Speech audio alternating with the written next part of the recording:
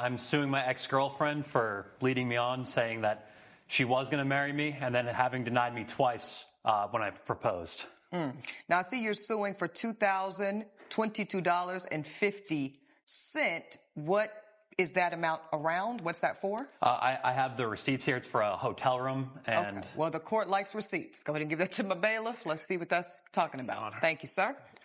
Okay, so this is for a special events service. Looks like that was $975. I see decorations. Oh, nice. A sunset picnic. Oh, you also got a room, so you expected things to go well. This is an ocean view, queen-size bed with a bathroom for the tune of $1,047.50. Let's back it up. This was your girlfriend? Tell me, how long were you together? For 5 years. We met in our senior year of college. Okay. After we graduated, we moved in together.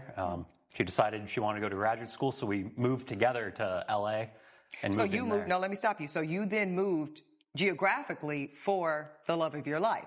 Correct. After 2.5 years together, I knew she was the one. Yes. So I started to save up for a ring. I knew I needed to get my life in order so I could ask her to marry me. And after about a year, I bought a ring and I was ready. And that's what led up to the first proposal, which was not quite as extravagant as the second. Okay. We were watching TV one night, and I just knew I couldn't wait another day. And so you just popped the question sitting there watching the TV? Yes. And she says? No. Did she give you a reason? Yes. Okay. Yes. She said that she wasn't ready. She wanted to feel established, and she had no idea, so it's only fair that she has some time to put her life in order. Sure. She was still in grad school. So I gave her time, gave her space. About 3 months before she graduated, I tried to, as casually as I could, bring it up again. And she said, yeah, she was all in. She was ready to get married.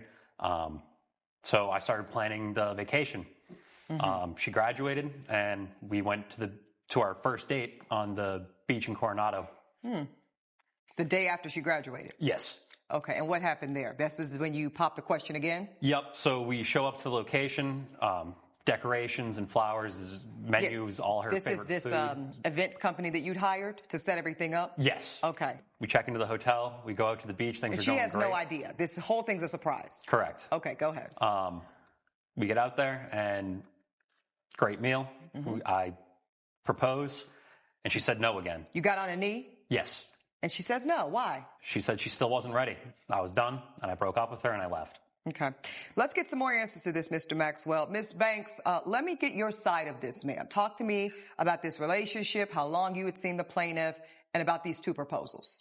So we've been together for 5 years, and I knew that I wanted to marry him. Oh. I just talked to him about needing more time to feel secure in my career and financially. I was in grad school, and I wanted to be settled in my position. What were you studying, ma'am? I was going for engineering. Oh, fantastic. So the first time he proposes was before you went to grad school? I was in grad school. You were in grad school. So this is the TV proposal. Y'all sitting on the couch, watching TV, popping bonbons, whatever. He says, will you marry me? And you say no. Why? Honestly, I thought it was a joke. In your heart of hearts, ma'am, in that moment on that day, were you certain that this man was going to be your husband? Or were you still contemplating? I was certain, but I knew that it wasn't the right time for me. Okay. Because I was so swarmed at the time with my work, and I was barely even sleeping. Okay. So you knew this was the man. It wasn't the right moment. Yeah. Okay. So you continue. You continue in your studies. You at some point successfully graduate from your engineering graduate program. Yeah. And I talked to him about knowing that I wanted to get married to him, but I really wanted to feel more financially stable and possibly have a house by then. Did you communicate that? Yes, we talked about it. And then what happened? You graduated. And so I graduated, and he said that he was going to take me back to San Diego for a graduation present. Okay. And this was the day after my graduation. So I thought that we were going down to celebrate me finishing grad school, and I was really excited about it. And then it wasn't until we were walking onto the beach and I saw the whole picnic set up. Unfortunately, I just got so much anxiety, and I kind of started panicking because I knew that I wasn't ready for this step yet. So this just wasn't your focus at the point in time? It really wasn't. It really wasn't. Okay. What do you say about that, Mr. Maxwell? I mean, it hurts. We'd already been living together for several years. Well, you say it hurts, but tell me why you're taking it personally. She's never said to you, you're not the guy. She's never said to you, it's somebody else. She's never said to you, I want to take a break. She's simply saying, I'm focused on me right now. What stands out is she said no twice, but both times she softened it with not now, after school, when I'm more stable, after I have a house. That matters because not now can keep a relationship going even when they are not moving towards the same future. The deeper pattern is that she's not giving him a hard answer. Notice she kept giving him future conditions instead of a decision. When the answer keeps moving, sometimes the goal keeps moving too. On his side, he heard not now as a yes eventually. So he was listening to her words, but not actually paying attention to the timeline. Because if someone wants the same future as you, after 5 years, after living together, finishing grad school, and still saying no, the issue may not be timing, the issue may be certainty. Her saying you are the guy is important too. Because sometimes people mean, I love you, or I don't want to lose you, or I want to believe I will get there. But that's not the same thing as actually being ready or actually wanting the same thing. So he has built his whole future around the proposal working. He treated the second proposal as a finish line, while she was treating it like another conversation. Before we get back, let me know in the comments, was she honestly not ready? Or was not yet her way of avoiding saying no? Let's get back. Pause, 1 second. Miss Banks, do you still love this man? I do, but to be honest, like this whole taking me to court thing, I found so childish. Well, there's that. Had he not taken you to court, you still love this man? Yeah. That's a yes or no. So yes. And had he not taken you to court, had he not broken up with you right there on the beach, had he taken it on the chin like he did the first time, and given it more time, could you see yourself actually marrying him at some point in the near future? Yes or no? Yes. Mr. Maxwell, did you hear that? Yes, Your Honor. How does that make you feel? If she's the love of your life, if she's the woman that you want to have a family with, if she's the one you want to grow old with, why not wait? She gave me parameters the first time. Mm-hmm. She wanted to be graduated. Right. She wanted to be more secure. Mm-hmm. More secure, sir? Not really. You think 24 hours after walking across a graduation stage is going to give somebody financial security? She had plenty of interning experience and she'd been offered a well-paying job. I figured now was the time to strike. Before she even starts it. Okay, now that's interesting, sir, because you just stood in this courtroom and told us that you wanted the opportunity to get on your feet financially. Why doesn't she get that opportunity? Is that a gender role thing? What's going on, sir? She's going to make more money than me. She's more well educated than me. As is typical these days. I mean, this is just where we are. See, this is my issue with this case. You two are representing the modern evolution of American relationships. This is a scenario that a lot of hetero couples are dealing with, where the woman is becoming the breadwinner. I see some ladies in the courtroom nodding in agreement, because there was a time when women were, for policy reasons, discrimination reasons, kept out of the workforce, kept out of opportunities to have an education. So do you realize women in this country were just allowed to get a credit card in their own name as recent as the 1970s? I understand. Do you understand? I do. But would we not be safer together? Then it's both of our incomes. I don't know. Fair I enough. don't know. I just met you today. I can't tell you that.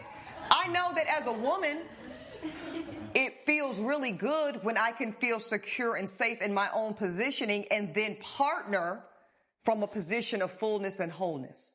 And that's what I hear this woman asking of you. Like I said, after the first proposal, she laid out what she wanted, and I did my best to provide for her. I mean, I believe that if we're going to be together, we have to compromise, and I was willing to compromise. I went steps further than I would have done for the first one for her. Yes. If she is worried about financial, I'll sign a prenup. Oh, okay. Well, that's good to know, because there's going to be more and more women ask for these prenups these days. So I'm glad that you're aware. I mean, that's just facts. Facts on facts on facts on facts. Okay. The court's really sad to see this, because I think I see two people that still love each other. Feel that way, Elijah? I feel that way. I feel that way. I think you're in your feelings, sir.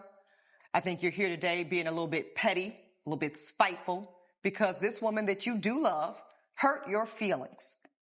And instead of being more intellectually mature and emotionally mature and really talking to her adult to adult and saying, what does the compromise really look like? Your version of compromise, sir, consisted of 24 hours. She graduates, the next day, boom. You're holding her to this rigid paradigm of your timeline. That's not love. And that's not compromise. And the defendant makes a good point, Mr. Maxwell. I can tell you this because I've been both married and divorced and engaged and call that off and round we go. If you're waiting on marriage, sir, to make your relationship happy, you're doing it all wrong. You're doing it all wrong. You got to go into that thing with the happiness, the focus, and the commitment on the front end. I think this woman was very happy in her relationship with you, yes? Absolutely. Were you happy in your relationship with her? Yes. So I think there's a lesson here for you, Mr. Maxwell. Next time you find someone that you love the way you loved this woman, be less focused on the timeline, be less focused on what it looks like and how it sounds, and be really focused on the building and the compromising and the alignment of one another's security, timing, and choice. He was treating her goals like a checklist. Finish school, get a job, become stable. But people are not checklists. Just because someone reaches a milestone does not mean that they emotionally arrive at the same time. She wanted security before the commitment. He wanted the commitment to create security. Neither one of them is wrong. They just have an opposite order of operations. He thought, marry first, build together. She thought, build first, marry when I feel solid. So that's not a love problem, that's a timing and a worldview problem. And the judge clocked something very important there. He was focused on his timeline and not her experience. Instead of asking her, what would actually make you feel ready? He just heard, let me get that next box checked. The 24 hours after graduation matters because he was so focused on the milestone that he missed how the graduation would have actually felt to her because of the pressure, the change, finally breathing after years of school, trying to figure out who she is next, and then immediately on to now marry me. I'm sure she felt a little bit less like this was romance and a little bit more like this was an assignment. What this says about him, he loves hard, he wants certainty. When he feels insecure, he tries to lock things down. What it says about her, she needs to feel secure before she commits. She does not like being rushed, and when she feels pressured, she pulls back. So the more he pushed for certainty, the more uncertain she became. Love is not just finding the right person, it's finding someone whose pace matches yours. Let's find out the verdict. This court rules in favor of the defendant. I will dismiss the plaintiff's suit in its entirety. That's my ruling. I think that's a fair judgment. She ruled against him because the feelings are real, but it's not a contract. She never promised to marry him. She only said she was not ready. So, our big life lesson. You cannot build a future with someone based on who you hope they will become or when you hope they will get there. If someone keeps saying later, stop asking when later is and start asking if you both want the same thing. Do better. Stop treating love like a deadline. Stop trying to force certainty when someone is asking for time. And if you need marriage and they do not, believe that difference and do not try to negotiate it away. The right person at the wrong pace can still become the wrong relationship. Let me know in the comments below. Was she honestly not ready, or was she never going to marry him? And as always, thank you for watching. I appreciate you. Make sure to like, follow, and share, and I will see you again soon.